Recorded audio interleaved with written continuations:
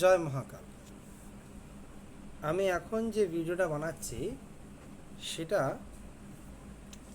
মঙ্গলের স্থানে যদি কাটা চিহ্ন থাকে বা ক্রস চিহ্ন থাকে তাহলে সে তার কী ফল হতে পারে, তো তার বিষয় নিয়ে আজ এই ভিডিওটা বানাচ্ছি। খুব ইম্পর্টেন্ট ভিডিও, সেটা একটু ভালো করে মনোযোগ দিয়ে শুনবেন। তার প্রতিকার কি করলে বেনিফিট হবে, কি না করা উচিত, এই বিষয় নিয়ে আমি একটা বিবরণ দেবো।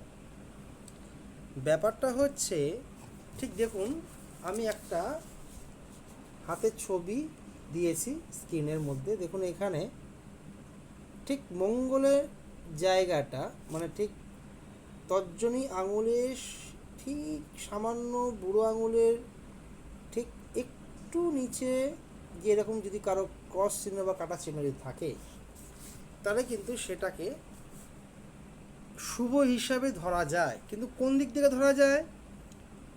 কারো বয়স যদি 28-এর উপরে থাকে বা 28-এর কাছাকাছি চলছে, তাদের কিন্তু কেরিয়ারে হঠাৎ করে পরিবর্তন ঘটে।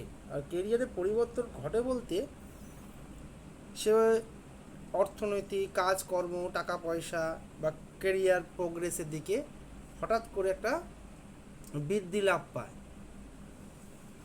কিন্তু তার সঙ্গে সঙ্গে কিছু কিছু সমস্যাও যেগুলো আছে দেখা যাচ্ছে বা দেখা যায় বেশিরভাগ ক্ষেত্রে, তার রিলেশনের জায়গা, তার সাংসারিক জীবনের জায়গায় যত টাকা আসবে তত তার সাংসারিক জীবনে একটা হঠাৎ করে কলহ, হঠাৎ করে তার ঘরের স্ত্রী মানে কথা না শোনা, তার বা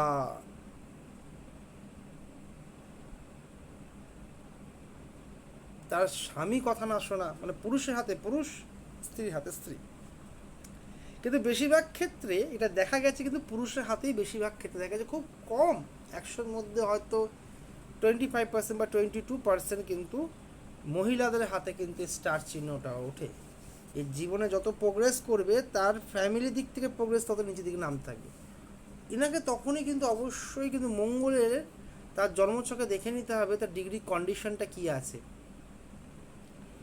ডিগ্রি কন্ডিশনটা কী আছে, তার উচ্চ মানে অনেক বেশি আছে কি কম আছে, সেই বুঝে নিয়ে তাকে কিন্তু এই প্রতিকারটা করা দরকার আছে।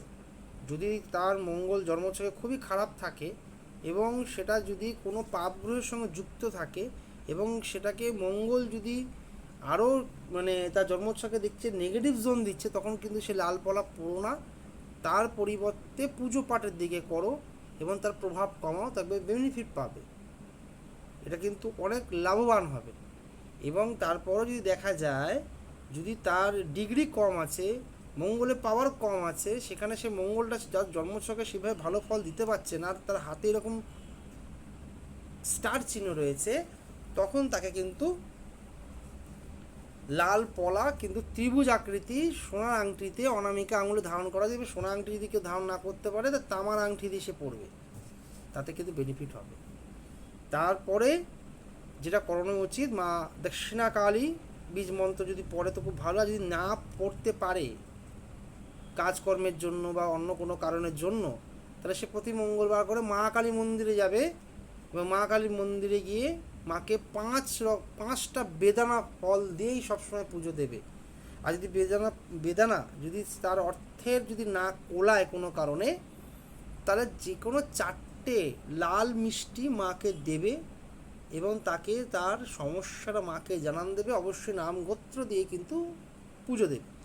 আরও অনেক কিছু তার সলিউশন আছে, এগুলো অনেক ধরনের নানা রকম শেকড় বাকড় দিয়ে কিন্তু কবজ মাদুলিও তৈরি করা হয় মঙ্গল প্রভাবে কাটাবার জন্য। আমাদের এই মহাকালের দরবারে এক ধরনের পদ্ধতি আছে যেটা মঙ্গলেরকে তার কুপ্রভাব বা তাকে ভালো পজিশনে আনাবার জন্য তার এক ধরনের পদ্ধতি পুজো হয়, পাঠ হয়। কিন্তু তার আগে আমি যেটা বললাম সেটা আগে অ্যাপ্লিকেশন করে দেখো, বা সেটা সেই পদ্ধতিটা তুমি আগে প্রয়োগ করে দেখো, তারপরে বড় স্কিলে হাই স্কিলে তার আলাদা।